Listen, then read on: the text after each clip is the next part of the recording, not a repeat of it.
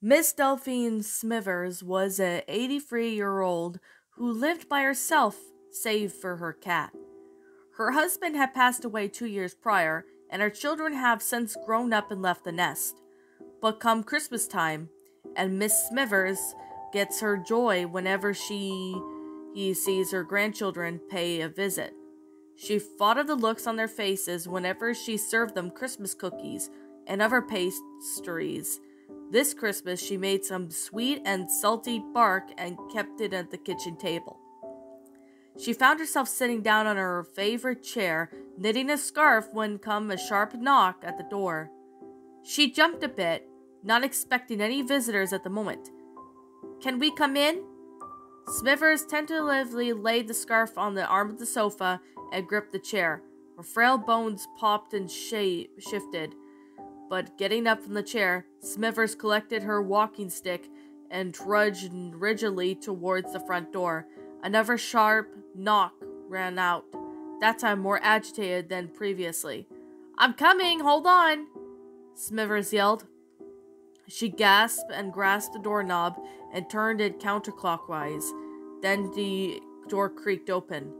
On the other end of the door were two children, a boy and a girl. They appeared older, presumably around 13. He wore a demi-lit hoodie and gray pants, and he was holding the hand of an 8-year-old girl who was wearing a blue dress with white lace. And for whatever reason, the children had their heads bowed, looking down at their feet. The boy repeated his question.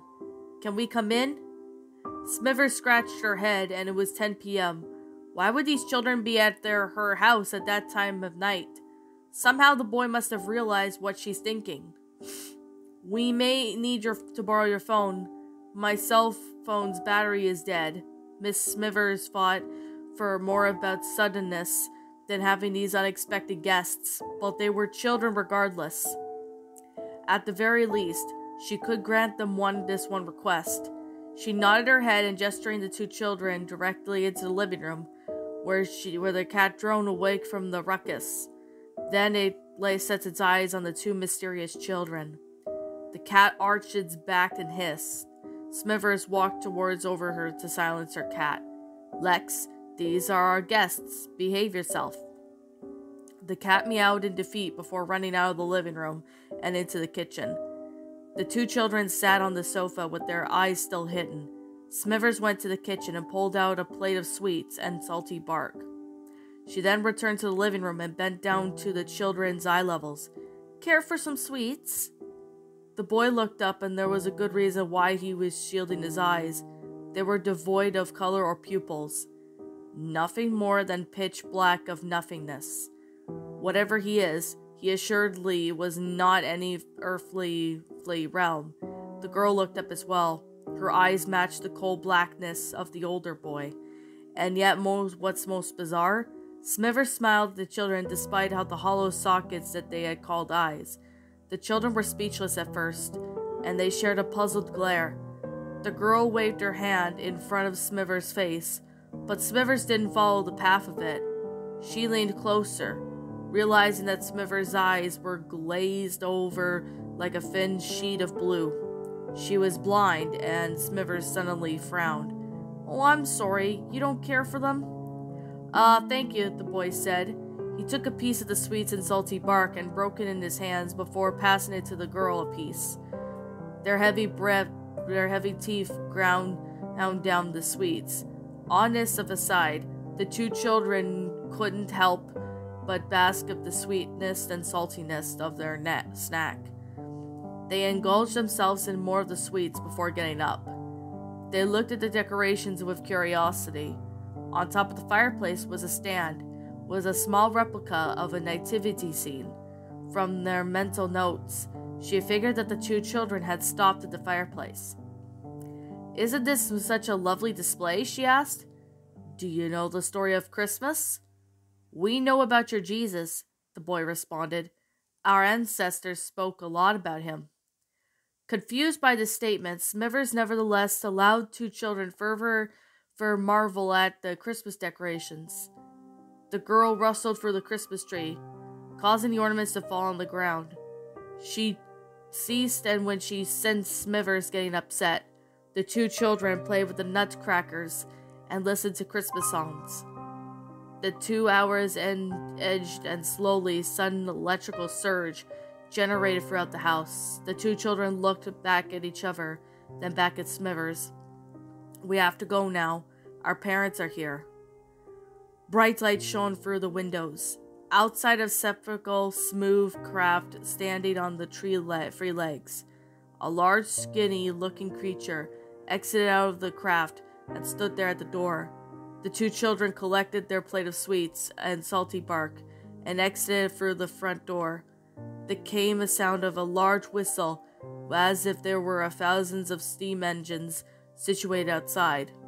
Within a flash, the craft was gone. Smithers called out for the two children, only to be greeted by silence. She then closed the door and returned to her knitting. And that, my little pretties, was Black-Eyed Children at Christmas, a Christmas creepypasta written by Austin D.R. My final thoughts on the story? This, in my opinion, was a really interesting concept, I'm not gonna lie. And pardon me about that. If I do talk, a bit different than usual, I have a really bad cold going on right now, so yeah, I do apologize for that. I have a bad cold going on right now as I'm recording this. If you guys are wondering why my voice sounds a bit different, yeah, that's why. Now, I would have to say is that the concept of the story looks pretty good. Like, the children, seem normal at first, but then they have black eyes.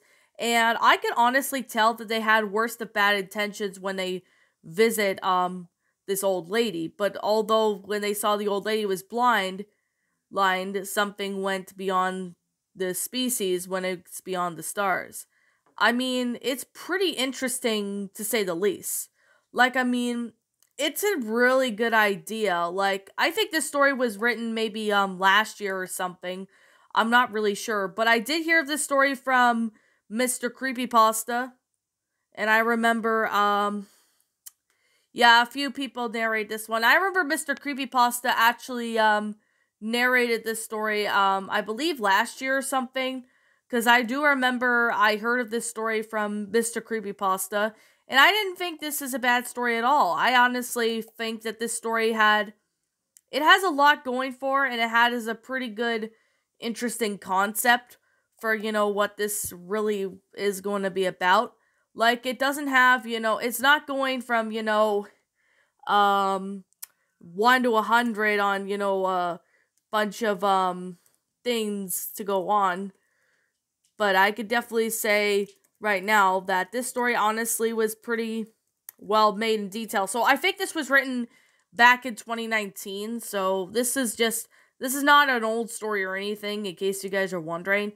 Now, Mr. Creepypasta did narrate this one last year, and I do remember he actually narrated this story, so I have to say it's a pretty good story for what this is. I mean, it's a really good one.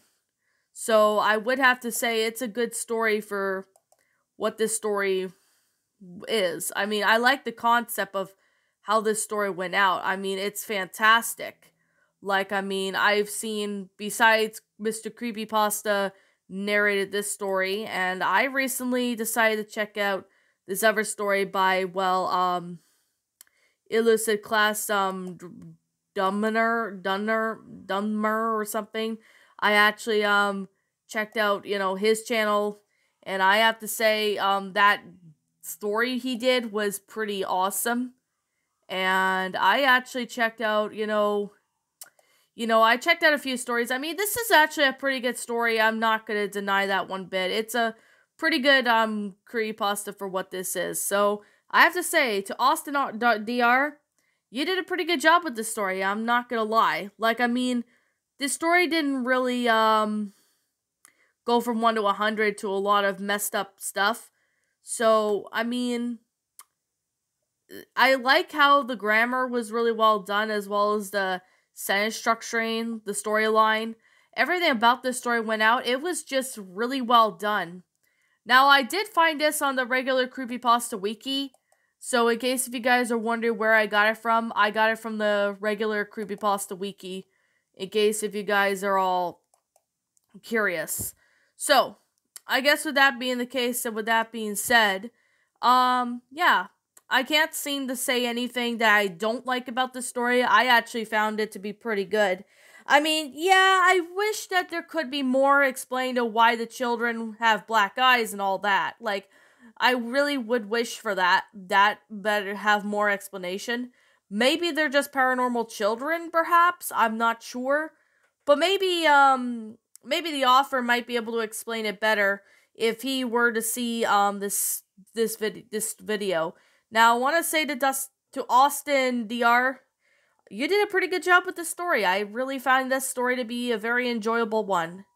So anyways, like I'm gonna say, this is just simply my own personal opinion, and if you happen to disagree with me, that's fine too. We're all entitled to our own opinions regards to these creepypastas, and this is simply my own personal thoughts.